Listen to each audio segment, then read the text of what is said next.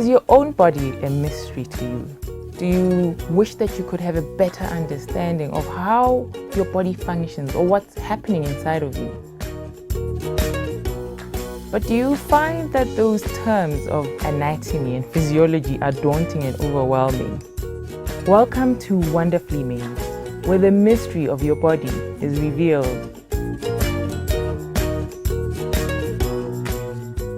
A lot of things have been said about the heart. Musicians have written love songs about it. One of my favorite comes from the book of Proverbs. Keep thy heart with all diligence, for out of it is the wellspring of life. Good evening and welcome to Wonderfully Made, where the mystery of your body is revealed with me, Khomotso Mokgapi, right here on Life Destiny TV. Your life, your destiny. Today we'll be talking about the organ that everybody talks about, the heart. To and from the heart. What is it? What does it do? Why does it skip a beat? No, we will not be talking about that. But you might have a better understanding once we're done with all of this. As was mentioned before, with every system that we study, remember the many systems that we mentioned? With every system that we study, we will be looking at the anatomy. What does it look like? And the physiology of that system. Today we're looking at the cardiovascular system. Such big words. Cardio relates to heart. Vascular relates to the vessel. So we'll be looking at the heart and looking at the vessels. And this comes at a perfect time because for the past 2 weeks we've been talking about the river of life. But this river needs to travel through something. And that's where the heart comes in. To the heart and from the heart. Let me introduce you to your heart. Your heart is situated in your chest cavity. Yes, in your chest, between the two lungs. It's not straight on, it sits like that. So if you can take your hand and you put it there, that's where your heart is sitting. Why is this important to know? Well, if you ever need to do CPR on somebody, or if you're feeling pain on the right side, you can rest assured that it is not your heart that is painful. But I think most of us know where our heart is, except for the few that have dextrocardia where their heart is on the other side. But that is a topic for another day. Now that you know where your heart is, let's talk about it. What is the heart? Well, your heart is a pump. A fancy pump, but a pump nevertheless. It's a muscular pump and its function is to get blood moving. It receives blood and it sends blood away. But you want to know more about your heart, right? Because you already know that it is a pump. So let's look at the heart in very simplistic terms. So you don't need to worry. The heart has two sides to it. There's the left side and the right side. We will start with the right. The right side of the heart receives blood from all over the body, from your legs and your feet and your thighs and your abdomen, and also from the brain. There are vessels that come in, draining the blood into your heart. So there's the first chamber on the right side. It's called the atrium. So the atrium receives all this blood into it. And from the atrium, still on the right side, the blood is then moved into the ventricle. And from the ventricle, then your heart sends the blood to your lungs. So are we together? All of your body sends its blood to the right side of the heart. It moves to the atrium, which just collects it. Once it's full, it sends it into the ventricle. The two are divided by valves, and the valves need to be able to close. Why? So that the blood doesn't flow back from where it came. It can only move in one direction. And from the ventricle, then the blood is sent to the lungs. Why is the blood going to the lungs? Yes, you already know because we spoke about the blood. That's where it's going to receive its oxygen. So we can understand that the blood that comes in on the right side of the heart is not oxygenated. It does not have oxygen in it. Why? Because it's blood that has been used up, if we were to use such a term. So it goes into the lungs, and when it arrives at the lungs, what does it do? It gives off its carbon dioxide and it receives the oxygen. If you ever have a look at a model of a heart, what you will see about the right side of the heart is it's usually colored blue, right? That is just to indicate, no, your heart is not blue on one side and red on another. It's just to indicate that the blood that is coming in there does not have oxygen. So it's the deoxygenated blood. And once it is in the lungs, then the blood gets the oxygen once you breathe in. And then you will see when you look at the diagram that the color changes and it becomes red. So what happens to this blood? It goes back to the heart. So now we move to the left side of the heart. What happens on the left side of the heart? You have exactly the same structure. You have the atrium, which receives, this is the left atrium. It receives the blood. Once it has filled, the valves open and it allows the blood to go into the ventricle. Once the ventricle is full, it then sends the blood to the rest of the body. And that's just simply how the heart works. But then, how does the blood get its own nutrition? How is it fed? Well, you'd be thinking, well, the heart is swimming in blood. All these foods that's in there, the oxygen, surely it just feeds it. So how can they say somebody's heart did not have enough oxygen or enough blood when it's got blood in it? So even though the blood in itself contains blood, that blood is to be sent to the rest of the body. But the heart must then first send blood to itself. So on the left side of the heart, as the blood enters into one of the big vessels, which is the aorta, right outside on the tip are two small vessels, the very first ones that come out to feed the muscle of the heart. Now, if you can imagine, these are very, very, very small. They're called coronary arteries. You don't need to remember that. These are small pipes that come out from the aorta to feed the muscle of the heart itself. Because if the heart is not being fed, it will not be able to do its work. So we've seen that the anatomy of the heart is very closely related to its function. It's got a right side, which receives blood from the rest of the body, and it's got the left side, which sends blood to the rest of the body. And then when it leaves, where does it go? Hence, it's called the cardiovascular system. What we have been talking about now is the cardiac aspect, the heart aspect of it. It's very simple, isn't it? And you thought it was a very difficult thing. But there's the vascular system, which is what we will be talking about next. But to see that your heart is still working, go for a walk, go grab a glass of water, and come back as we continue with To and From the Heart.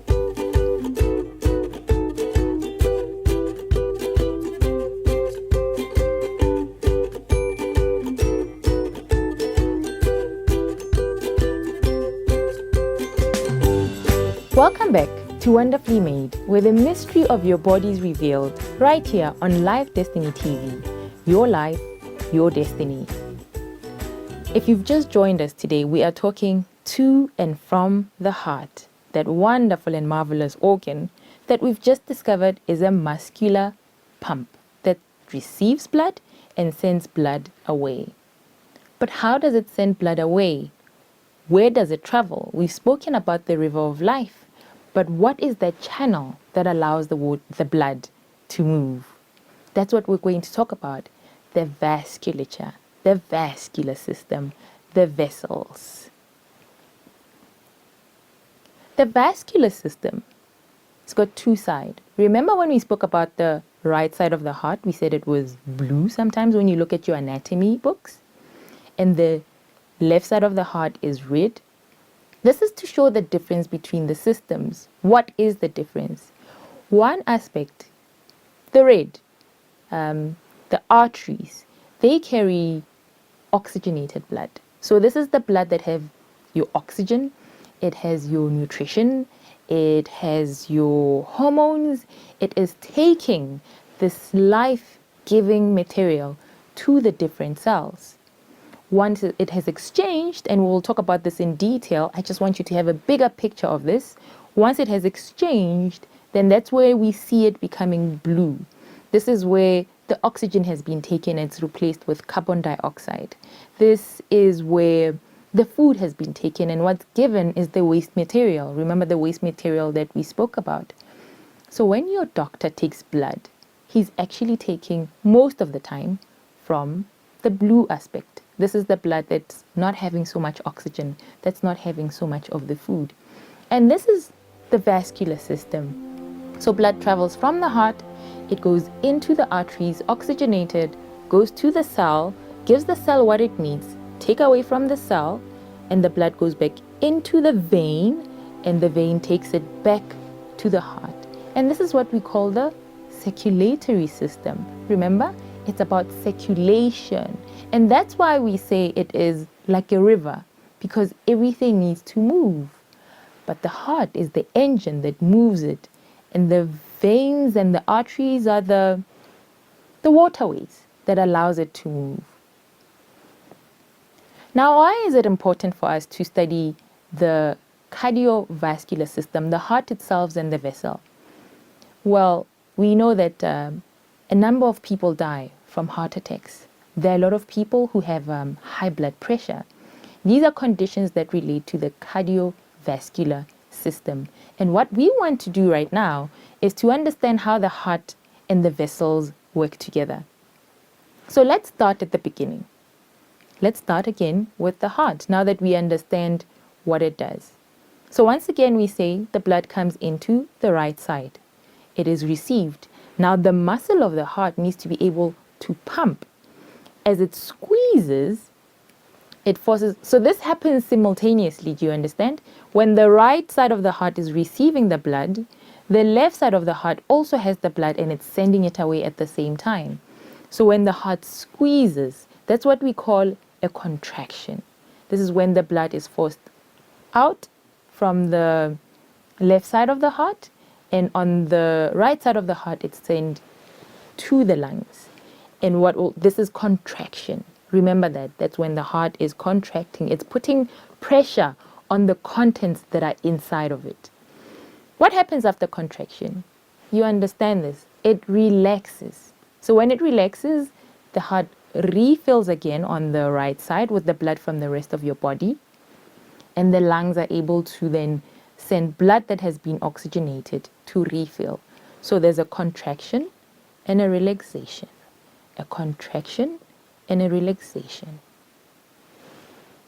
Now when we listen to the heart, we don't hear contraction, relaxation. Well, actually we do. With every heartbeat, it's a contraction and a relaxation, and a contraction and a relaxation. Why is this important? So why is the contraction and relaxation important? I mean, you don't hear it, you don't see it, you don't even know it's happening.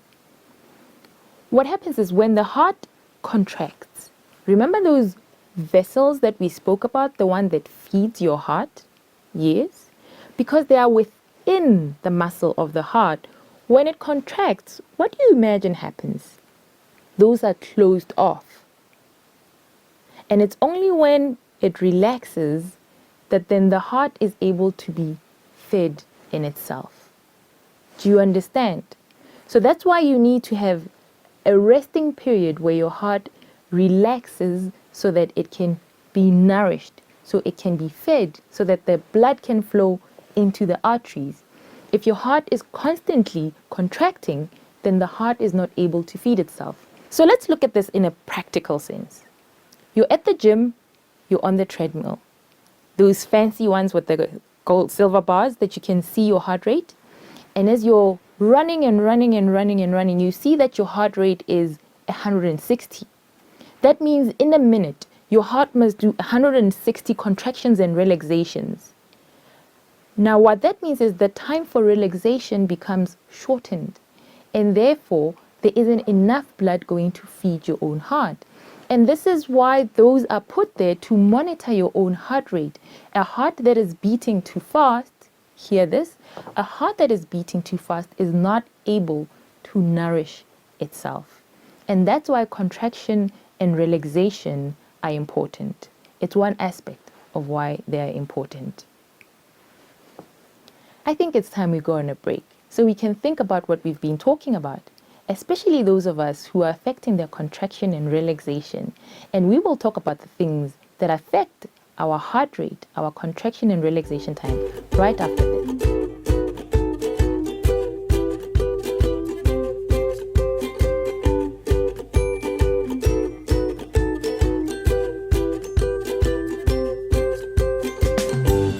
Welcome back to Wonderfully Made, where the mystery of your body is revealed, right here on Life Destiny TV. Your life, your destiny. So how's your heart doing right now? Are you waiting in anticipation for what we'll be talking about? Your heart rate is probably approaching 100. But we did not speak about heart rate. The heart rate is a measure of how many times in a minute your heart beats. Are we together? In 1 minute, that's in 60 seconds, how many times does your heart beat? And this is a very simple thing for you to do. You take your 2 fingers, you can put them on your neck, on the side, right there. Can you feel it? It's a bounding sensation. Then you take your stopwatch and you just count for 60 seconds.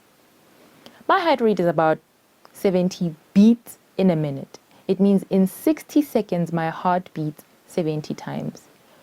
What's the relevance of that? Let's imagine a pump, a water pump, where you go and in a minute as you're pumping, you do that 70 times. That's what your heart is doing. For every heartbeat, your blood is flowing out in the same way that would be happening at a water pump. Now, why am I showing you with a water pump? So if somebody's standing at the next water pump, so I'm standing at my water pump and I'm pumping and it's 70 times in a minute. The person on this one side is pumping at 90 times in a minute. And the person on the other side is pumping at 60 in a minute. Who is working hard? That's correct. The person pumping at 90. Who will be getting tired first? The person pumping at 90. Who will be less tired? The person pumping at 60. Now it seems very obvious, but it's the same with our hearts and we tend to not realize this. When your heart is beating at 90 times in a minute, it is overworking. But how will you know it's overworking? A normal heartbeat is anywhere from 60 to 100. But I just said at 90 you're overworking. When you're resting and you're not doing anything, your heart should be at its slowest because you're not doing anything. So then as you stand up, let's assume you start with a heart rate of 60 and you're sitting down. And then you stand up. So your heart realizes, okay, now the muscles are moving. We need to be able to send more blood. More cells are awake needing more things. So your heart starts beating at 62. And then you quickly walk outside. So that fast movement also excites more muscles. So your heart starts beating at about 70. When you get outside, what's there? But a big lion. Now you get scared and you start to run. So now your heart must work harder and harder because now you're also thinking, how am I going to get away from this lion?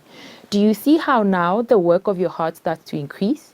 But because you started at 60, by the time you get to the end of the road and your heart is beating at 120 and you've left the lion way behind, you're still okay. What happens with that person whose heart is beating at 90 beats per minute when they're sitting down? They stand up and their heart starts to increase a little bit. They go outside, their heart is at 95. They see a lion, and by the time they get to the gate, their heart is already beating at 120. So there is no room for them, for their heart to work even harder. They get tired more quickly. And this is the importance of a heart rate. What can you do to ensure that your heart beats slower? Exercise. I know it seems contrary. If you exercise, your heart is going to beat faster. But as you continue to exercise day by day, what you do is you strengthen your heart muscle. Just like a bodybuilder, the more they go and they lift the weights, you see the more their muscles grow. Your heart muscle starts to grow, and therefore with each heartbeat, it sends enough blood. So over time, your resting heart rate becomes slower. If you didn't have a good reason for exercising, now you do. You'll be able to run away from the lions. But let's also talk about blood pressure. This is an important thing for a lot of us in South Africa because we're seeing more and more rates of high blood pressure. What does it even mean, the blood pressure? Those of you who've been to the doctor and had your blood pressure measured, you know that there are two numbers. There's a top number and a bottom number. The blood pressure is simply a measurement of the pressure of your blood. Does that make sense? No, it doesn't. The bottom, which is called the diastolic blood pressure, is simply the pressure at which your heart relaxes. Remember we spoke about contraction and relaxation? Contraction and relaxation. The bottom number measures the pressure at which your heart relaxes. Now you can see that's why that number needs to be less. Your heart needs to be relaxing when it's relaxed, because otherwise it is not relaxed. So that lower number needs to be between 60 and 89, so less than 90. That tells us that your heart is able to relax appropriately. What's the importance of the relaxation phase? It allows your heart to feed itself with blood, and it also just allows the starting point to be lower. If your heart relaxes at a pressure of 90, you already know that when it starts to beat, the pressure is going to be even higher. So now we understand that the relaxation also has a pressure. So what is the top number? The top number is what we call the systolic. Now that does not measure the pressure of the heart itself. It measures the pressure in the blood vessels. Remember we said this is the cardiovascular system. The heart does not work in isolation. When it contracts, it's pushing blood into the rest of the vascular system, which is pushing it into the arteries. So what are the arteries? The arteries are almost like pipes that comes from the heart and transport blood. Now these pipes are not metal pipes, they are muscular pipes, meaning then they are able to, yes, relax and contract. A normal functioning artery would be able to relax a bit so that it reduces the resistance. So when the heart pumps and the vessels, the arteries relax, they're able to take in more blood without creating a pressure on the heart. This is what the top number measures. It measures the resistance within the vessels, which are the arteries. So then, what are the things that can affect the pressure within your vessels, your arteries? Let me explain the difference first, that the arteries, that's why I keep referring to them as the arteries, are very different to your veins. Your arteries are very muscular to allow them to contract and relax, contract and relax. Whereas the veins are very thin. They don't have that much of a muscle because all they do is to send the blood back to the heart. They're just collecting pools. Now, what are the things that could affect the ability of your arteries to contract and to relax?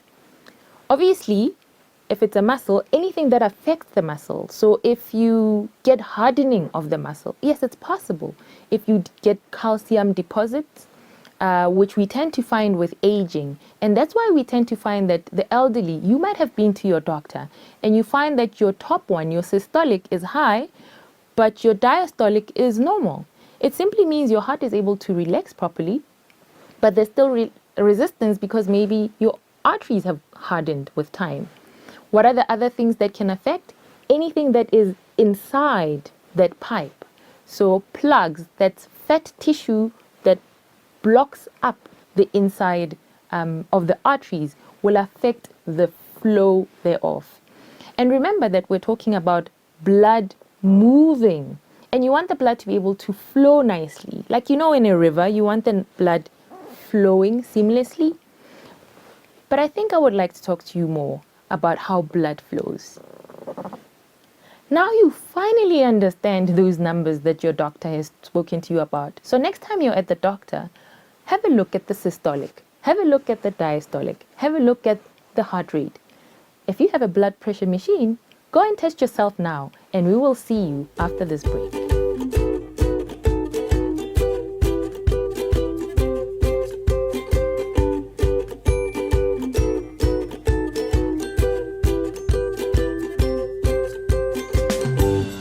Welcome back to Wonderfully Made, where the mystery of your body is revealed, right here on Life Destiny TV. Your life, your destiny. Oh, isn't the heart so amazing? I feel like there just isn't enough time to talk about all the things that happens in the heart. But I did promise you that we would talk about flow. Now you would think, why is that important? Everything is important. So imagine you have a pipe that is smooth on the inside, and it allows the blood to nicely flow and flow and flow. Because it's smooth on the inside, the blood just flows nicely, right? Now what would happen if the inside of the pipe was not smooth?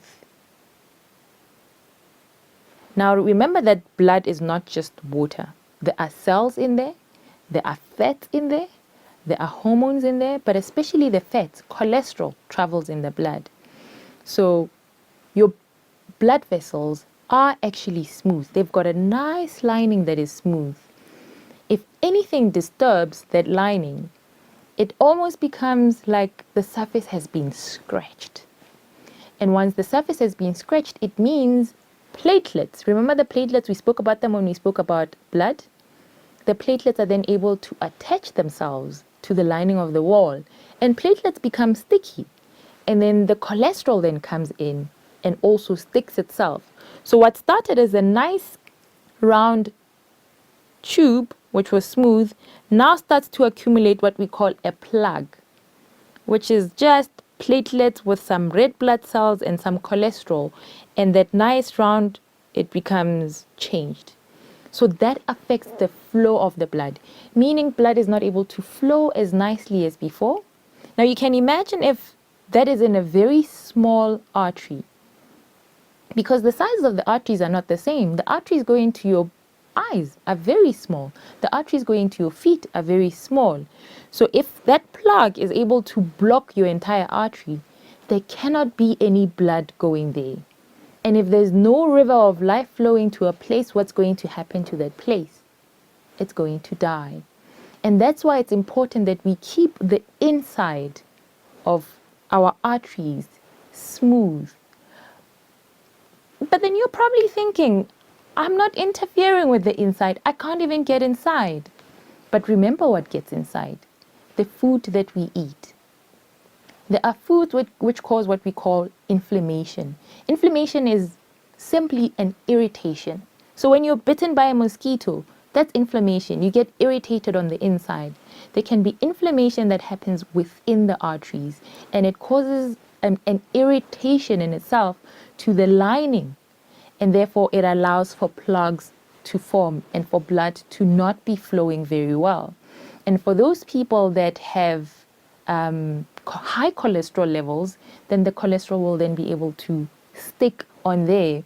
So you might start out having high cholesterol level, then you eat food that causes irritation, then the next time you go, your high cholesterol now has changed. Now you also have high blood pressure. Why? Because now there is resistance to your blood flow. Are you seeing how all these things marry and come together? And that's why the 8 laws of health relate to everything. The food that you eat will either cause an irritation to the inner lining of your blood vessels, or it's going to allow it to remain smooth. So foods that are high in cholesterol are a risk, and that's your meat, your animal products, not just your meat, animal products. And food that is refined also causes inflammation and irritation on the inside. So your chips, your white bread, all these things cause inflammation. Exercise is important. The beautiful thing about exercise, apart from the fact that, remember, it strengthens your heart, but it also allows your blood vessels to remember to dilate and contract, relax and contract. When you exercise, you teach your blood vessels to be able to do that. Thus, they are less likely to harden with time. And that's why exercise is important. Here, when we speak about water, it's not just water that you drink, but also how you apply water to the outside.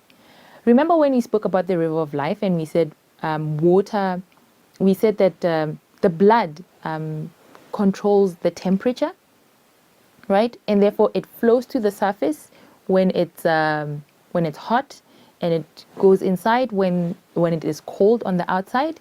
In the same way, we can then control how blood is flowing by using water on our bodies to control the flow. What am I saying? So when you step into a shower and you put on the hot water, that causes your vessels to dilate. Yes, it does. It's called water therapy, hydrotherapy. It causes your blood vessels to dilate. When you put on the cold water, which nobody likes, especially in winter, but it works, it causes the muscles of your arteries to contract. And therefore, what you're doing is an equivalent of what you would be doing with exercises. You're giving yourself hydrotherapy, where you are allowing your blood vessels to either dilate or relax or to constrict, and therefore they're less likely to harden. Another important thing from the 8 laws of health is trusting in divine power. How is this important related to the heart? Stress is one of the reasons why people's hearts do not beat as they should. Because if you see a lion, that's a stressful situation. What happens? Your heart starts beating fast. But so many of us are living our lives as if we're constantly seeing lions, from our financial positions, from relationships that we're in, to the jobs that we do.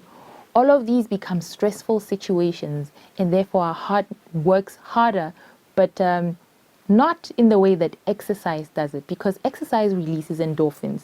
That is a topic for another day. But what's important is when you have trust in divine power, you can take all your burdens to God and leave them there, and therefore your heart becomes restful. So if you remember all the 8 laws of health about what you eat, exercise, using water, and this time also on the outside, and trusting in divine power, then you can help your cardiovascular system. We can all say that now because we've learned about it. You can help your cardiovascular system work for your own good, and you can therefore slow down your heart rate, and you can lower your blood pressure, and you can ensure that your blood is flowing as a beautiful river. It has been 3 weeks now. We've been talking about your river of life. We've spoken about what's inside of it. We've spoken about what the function of blood is. And now we've spoken about the pump that drives it and the vessels that allow it to move from one side to another. It has been beautiful. I don't know about you. If you have not fallen in love with your blood and your cardiovascular system, I don't know. But there is so much more to fall in love with when it comes to the human body. Because I tell you, we are fearfully and wonderfully made. And if you want to continue to learn about this wonderful body that is you, tune in next week as we continue to discuss different parts and different systems of the body. If you have any questions about any of the topics we've discussed, please look for us on Facebook, Wonderfully Made, or Twitter, send a hashtag Wonderfully Made so we can interact with you. From me, Khomotso Mokgadi, from right here at Life's Destiny TV, your life, your destiny, I say good night.